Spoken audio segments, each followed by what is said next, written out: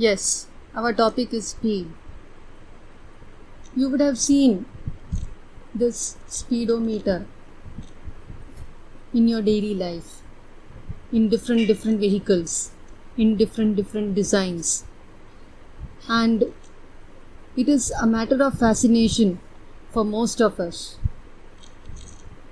Let us see how this speed can be evaluated.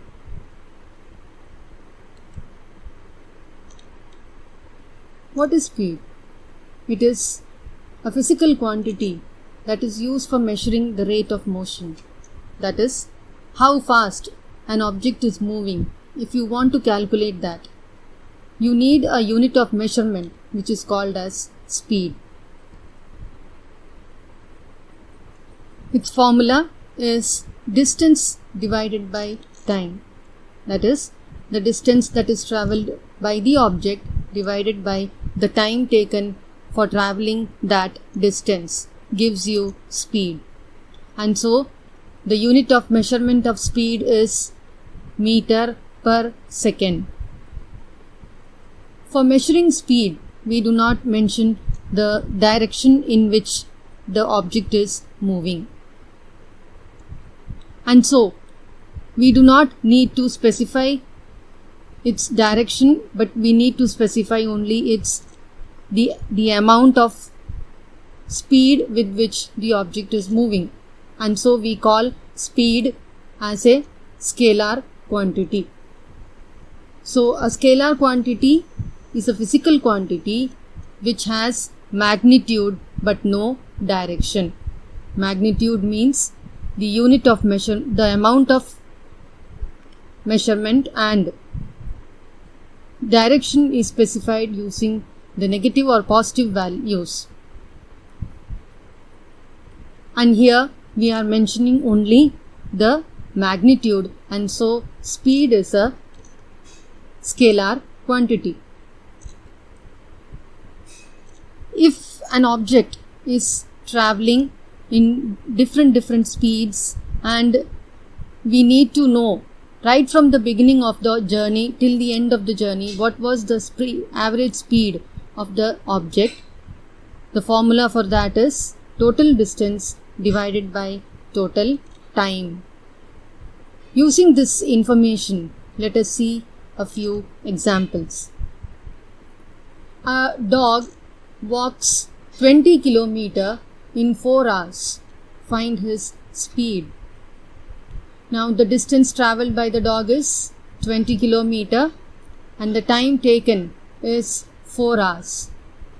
So using the formula speed equal to distance by time, we get the value 20 divided by 4, which is 5 km per hour. Another question of the same kind. Let us check our understanding. Our hero is again here with another kind of a question. Chintu travels from his home at A to the market at B in 30 minutes. He then goes to his friend's house at C in 40 minutes. Calculate the average speed of Chintu. Now you can see there, Chintu is travelling from A to B and then B to C, and is covering the total distance of 11 kilometers. And the total time that he takes to cover this distance is 30 minutes plus 40 minutes. That is, from A to B 30 minutes and B to C 40 minutes. So total of 70 minutes he takes to cover this distance of 11 kilometer. So let us see how to calculate the average speed. So average speed is equal to total distance by total time, that is 11 kilometers divided by 70 minutes, or you can convert the kilometer to meter and minutes to seconds, because we need to do problems in SI unit, that is meter per second. And so we convert it as 5000 meter plus 6000 meter divided by 3 into 60 seconds plus 4 into 60 seconds which calculates to 2.62 meter per second. So Chintu travels with the average speed of 2.62 meter per second. So till now we were not bothered about Chintu went in which way.